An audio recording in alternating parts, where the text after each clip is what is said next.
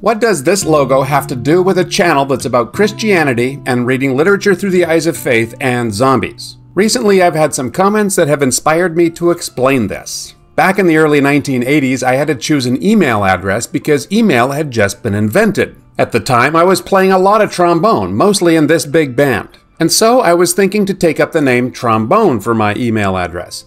But unfortunately, that one was already taken. So I tried trombones, trombones, trombones, and all the derivatives of T-bones that I could think of. All taken. But bones was in my head. And at that time, I was deep into teaching the book of Ezekiel from the Bible. And one of my favorite parts of this whole book is in the 37th chapter, the Valley of the Dry Bones. I was so taken by this story that I drew a picture of it. It's the first time that I did art with little dots. If you don't know this story, here's what happens. The prophet Ezekiel is brought out by the Spirit of the Lord to a valley that is strewn with dry, white, sun-bleached bones.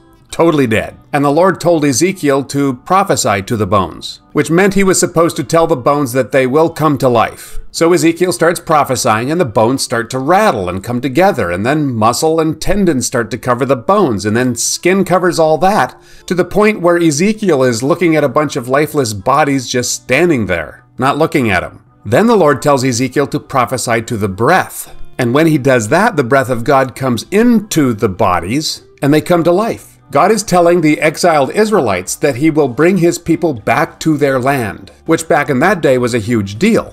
Despite the people's rebelliousness, God will still bless them because he promised. And in the light of the New Testament, this story is foreshadowing God's promise to his people today. In spite of our rebelliousness, God has kept his promise, and he will establish his kingdom, and his people will be able to be with him forever.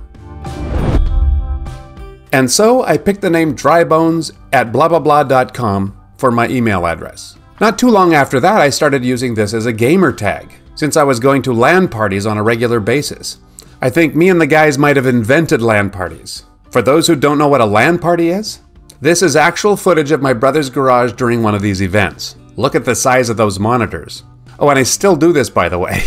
And you need to know that this happened before the Mario character named Drybones became a thing. I was Drybones before this guy was. Anyway, back to the logo. Behind the skeletal hand is a green circle. Green is the color of life, and the hand coming up from below, kind of like a plant pushing up from the earth, reaching. And the circle shape is symbolic as well. In my art, this has always been a symbol of transcendence. And that borrows from all the historical and cultural symbolism of the circle, particularly the medieval idea of associating the circle with the divine and the sacred. Now, let me be honest, I also designed this logo to be a bridge between Christianity and gaming, boarding, and zombie culture. Now, I've studied zombies philosophically, and they are a powerful metaphor for the self in modernity, and in popular postmodernity. So there's that. The main reason I started this channel was to talk about zombies. But my audience seems to be a lot more interested in literature and literature through the eyes of faith, so I'm moving that way. Unless I see something that gets me riled up about modern North American evangelicalism, which happens a lot. So then I have to make a video about that so that I can sleep at night. I know I'm supposed to have a narrow and specific niche to be successful on YouTube, but that's just too hard for me, for now.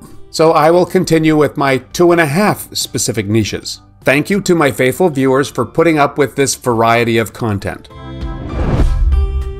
The name and logo later became a sort of mezuzah for me. You know that small rectangular case that you see attached to the doorpost of a Jewish home? The case contains a little scroll of parchment that is inscribed with the Shema, Deuteronomy 4 verses 6 through 9, and chapter 11 verses 13 to 21.